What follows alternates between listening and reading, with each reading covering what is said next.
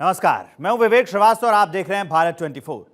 महाराष्ट्र और झारखंड में भीषण चुनावी रण चल रहा है। इस बीच पीएम मोदी 3 देशों की यात्रा पर रवाना हो चुके हैं। सियासी उठापटक एक तरफ और पीएम मोदी का ग्लोबल मिशन एक तरफ। आज से 21 नवंबर तक पीएम मोदी 3 देशों की यात्रा पर रहेंगे। सबसे पहले वो अफ्रीकी देश नाइजीरिया पहुंचेंगे। अब से थोड़ी देर पहले प्रधानमंत्री दिल्ली से नाइजीरिया के लिए रवाना हो चुके हैं। 17 सालों में किसी भी प्रधानमंत्री, भारतीय प्रधानमंत्री की यह पहली नाइजीरिया यात्रा है।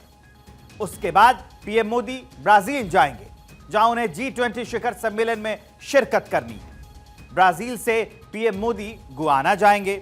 19 से 21 नवंबर तक गुआना का दौरा प्रस्तावित है। इन 3 देशों का दौरा क्यों अहम है, यह हम आपको आगे बताएंगे, लेकिन उससे पहले पीएम मोदी का शेड्यूल क्या है वो जान लीजिए। वो मैं आपको बता देता हूं। पीएम कब कहां रहने वाले हैं। 16 और 17 नवंबर, 18 और 19 नवंबर और 19 से 21 नवंबर ये जो है ये प्रस्तावित है दौरा, यहीं जाएंगे। 16 से 17 नवंबर को अफ्रीकी देश नाइजीरिया में होंगे। 18 से 19 नवंबर को दक्षिण अमेरिका के देश ब्राजील में होंगे और 19 से 21 नवंबर को कैरेबियाई देश गुआना में प्रधानमंत्री नरेंद्र मोदी होंगे।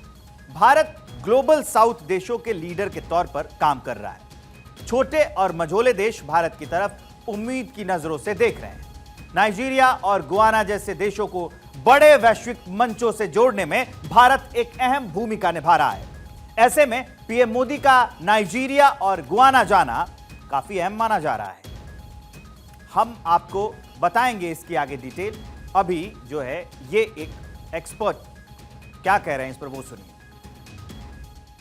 नाइजीरिया और गयाना जैसे देश, नाइजीरिया तो बहुत छोटा नहीं लेकिन गयाना बहुत छोटा है, तो इन देशों को मिडिल लेवल के या छोटे देशों के साथ को अपने साथ मिला करके भारत जो ग्लोबल साउथ का जो अघोषित लेकिन सर्वमान्य प्रवक्ता बन रहा है, उसमें हमारे लिए बहुत ही फायदे की बात है कि हम अपने इमेज को, अपनी छवि को आगे बढ़ा सकें। तो हम एक तरह से पुल का काम कर रहे हैं कि ग्लोबल साउथ के देशों की, छोटे और विकसित या विकासशील देशों की परेशानियों को, उनके सरोकार को हम G7 के देशों तक पहुंचाएं। हम आपको बताएंगे कि पीएम मोदी इन देशों में कौन कौन से कार्यक्रमों में शिरकत करेंगे और इसके मायने क्या हैं। अव्वल तो ये कि अपनी 6 दिनों की यात्रा में वो विश्व के बड़े हिस्से को साधने वाले हैं। नाइजीरिया अफ्रीकी देश है, ब्राजील दक्षिण अमेरिकी देश और गुआना कैरिबियाई देश है। इन दौरे में एक खास बात भी है। नाइजीरिया के बाद पीएम मोदी G20 समिट में हिस्सा लेने ब्राजील जाने वाले हैं। यहां उनकी मुलाकात चीनी राष्ट्रपति शी जिनपिंग से हो सकती है। हालांकि इसकी आधिकारिक जानकारी नहीं दी गई है, लेकिन अगर यह मुलाकात होती है तो लगातार 2 महीने में दोनों नेताओं के बीच यह दूसरी मुलाकात होगी। आपको याद होगा जब पिछले महीने अक्टूबर में मोदी और जिनपिंग की मुलाकात रूस के कजान में हुई थी, खुद पुतिन ने दोनों नेताओं के बीच बातचीत कराई थी। तो ऐसे में अगर ब्राजील के रियो डी जेनेरियो में दोनों नेता मिलते हैं तो जाहिर है कि बात पूरी दुनिया उस पर, इस मुलाकात पर नजर रख के होगी। इस पर आगे बात करेंगे, लेकिन उससे पहले जान लेते हैं कि पीएम मोदी का नाइजीरिया दौरा क्यों अहम हो जाता है। क्योंकि उनका पहला पड़ाव वेस्ट अफ्रीकन कंट्री नाइजीरिया होगा। सबसे पहले बात करते हैं कि अब तक किस किस प्रधानमंत्री ने नाइजीरिया की यात्रा की है और क्यों की है, यह मैं आपको बता देता हूं।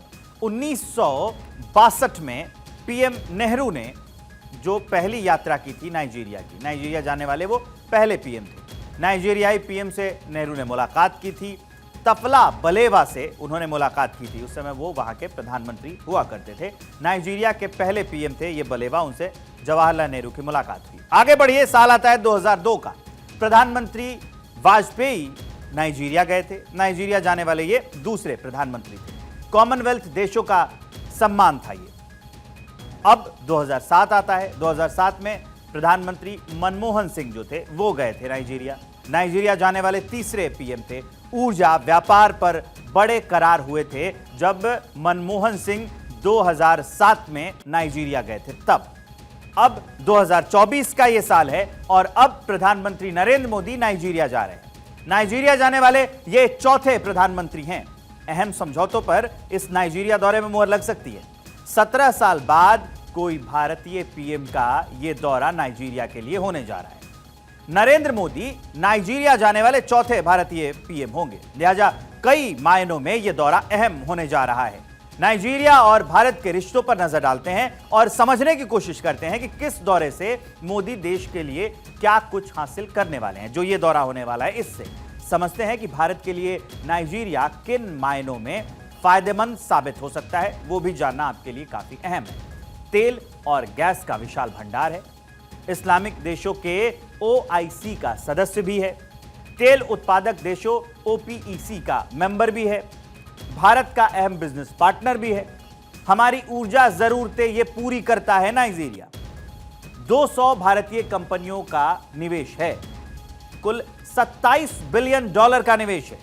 सूचना प्रौद्योगिकी के क्षेत्र में सहयोगी है, फार्मास्यूटिकल इंडस्ट्री का पार्टनर है, ऊर्जा और खनन के क्षेत्र में भी सहयोगी है नाइजीरिया।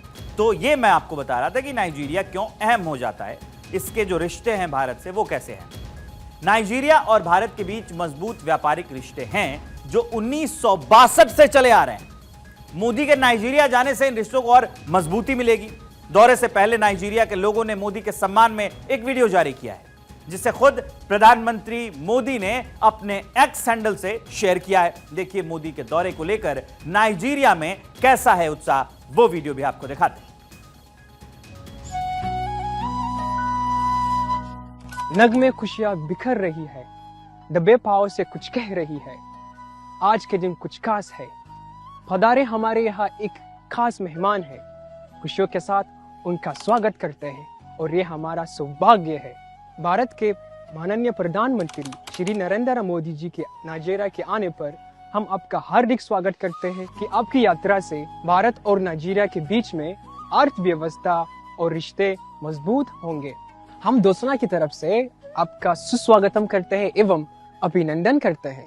हम खुशी से आपका बहुत स्वागत करते हैं। जय नाइजीरिया, जय हिंद।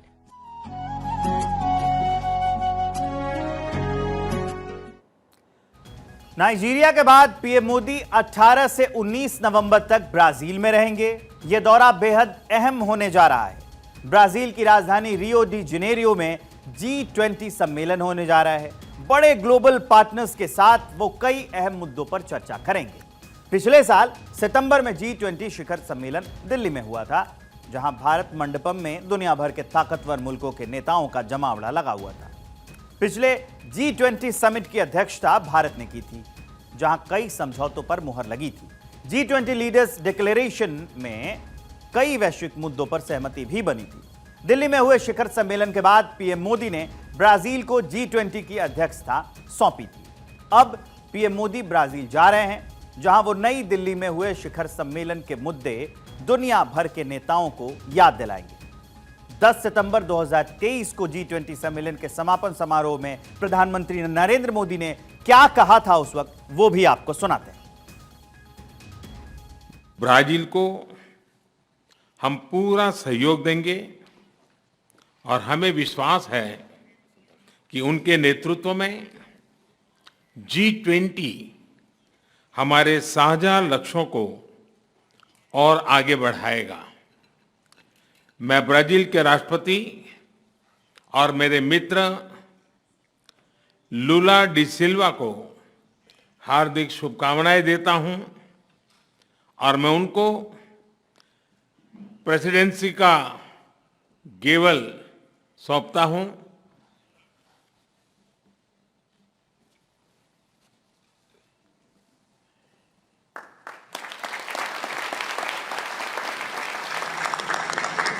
Your Highnesses, Excellencies, जैसा आप सब जानते हैं, भारत के पास नवंबर तक G20 प्रेसिडेंसी की भी जिम्मेदारी है। अभी 2.5 महीने बाकी हैं। इन 2 दिनों में आप सभी ने अनेक बातें यहाँ रखी हैं, सुझाव दिए हैं, बहुत सारे प्रस्ताव रखे हैं। हमारी ये जिम्मेदारी है कि जो सुझाव आए हैं उनको भी एक बार फिर देखा जाए कि उनकी प्रगति में गति कैसे लाई जा सकती है। नई दिल्ली में हुए G20 सम्मेलन के बाद अब ब्राजील इसकी अध्यक्षता कर रहा है। ऐसे में पीएम मोदी का मिशन होगा कि दिल्ली सम्मेलन के मुद्दों पर रियो डी जेनेरियो में चर्चा की जा सके। मगर सबकी नजर मोदी और जिनपिंग पर रहेगी, जो पिछले महीने अक्टूबर में रूस में मुलाकात कर चुके हैं। बहुत मुमकिन है कि ब्राजील में भी दोनों नेता मिले। अगर ऐसा होता तो यह मुलाकात अहम होती है। पिछले महीने रूस के कजान में मोदी और जिनपिंग की मुलाकात हुई थी। रूसी राष्ट्रपति पुतिन ने दोनों की मुलाकात करवाई थी। आपको यह बताते हैं कि मोदी और जिनपिंग की मुलाकात के आखिर मायने क्या होने वाले हैं। अगर जिनपिंग और मोदी की मुलाकात होती है वो कितने अहम है। ब्राजील में दोनों नेताओं की मुलाकात संभव है। लगातार दूसरे महीने में यह मुलाकात संभव है। G20 शिखर सम्मेलन में दोनों साथ होंगे। 18 से 19 नवंबर को G20 जो समिट है वो होनी है। पिछले महीने मोदी और जिनपिंग भी मिले थे। खुद पुतिन ने दोनों को मिलवाया था। रूस के कजान में मुलाकात हुई थी। 23 अक्टूबर 2024 को ये दोनों मिले थे। कजान में ब्रिक्स समिट में ये दोनों मिले थे। दोनों के रिश्ते में सुधार की गुंजाइश है। गलवान झड़प के बाद अभी संबंध जो हैं वो सुधर रहे हैं। पीएम का ब्राजील दौरा काफी अहम होने वाला है, क्योंकि इस समिट में चीनी राष्ट्रपति शी जिनपिंग भी होंगे और कनाडा के पीएम जस्टिन ट्रूडो भी। पिछले दिनों एलएसी पर डिसएंगेजमेंट के बाद से भारत और चीन के बीच अच्छे रिश्ते की उम्मीद जताई जा रही है। मगर कनाडा के साथ बिगड़ते रिश्तों ने कई सवाल भी खड़े किए हैं। ऐसे में मोदी की ब्राजील यात्रा काफी अहम हो जाती है। ब्राजील के बाद क्या होगा वो हम आगे बताएंगे। ब्राजील प्रधानमंत्री जा रहे हैं रियो डी जेनेरो में 17वें G20 समिट में भाग लेने। इस समिट में जो भी होगा, सस्टेनेबल लिविंग या इंक्लूसिव सेफ्टी सिक्योरिटी, उसके साथ साथ ये इसलिए भी महत्वपूर्ण हो जाती है कि इसमें चीन के राष्ट्रपति शी जिनपिंग भी आएंगे और उम्मीद ये की जा रही है कि शायद शी जिनपिंग से भारत के प्रधानमंत्री की मुलाकात हो।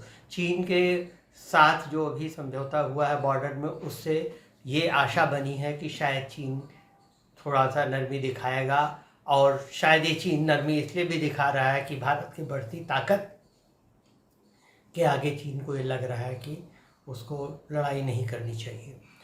दूसरी चीज़ उसमें यह भी होगी कि अमेरिका के राष्ट्रपति आएंगे बाइडेन, और कनाडा के प्रधानमंत्री भी आएंगे ट्रूडो। अब पता नहीं जस्टिन ट्रूडो से मुलाकात होगी कि नहीं, लेकिन ये देखना होगा कि ट्रूडो की बॉडी लैंग्वेज कैसी होती है। ब्राजील के बाद पीएम मोदी गुयाना की यात्रा पर जाएंगे। ये वो देश है जहां तेल का बड़ा भंडार मिला है, लिहाजा भारत की ऊर्जा जरूरतों को पूरा करने में इस यात्रा से मदद मिल सकती है। 16 से 21 नवंबर तक पीएम मोदी 3 देशों की यात्रा कर पूरी दुनिया में भारत की स्ट्रांग होती इमेज को और मजबूती देने की दिशा में कदम आगे बढ़ाएंगे।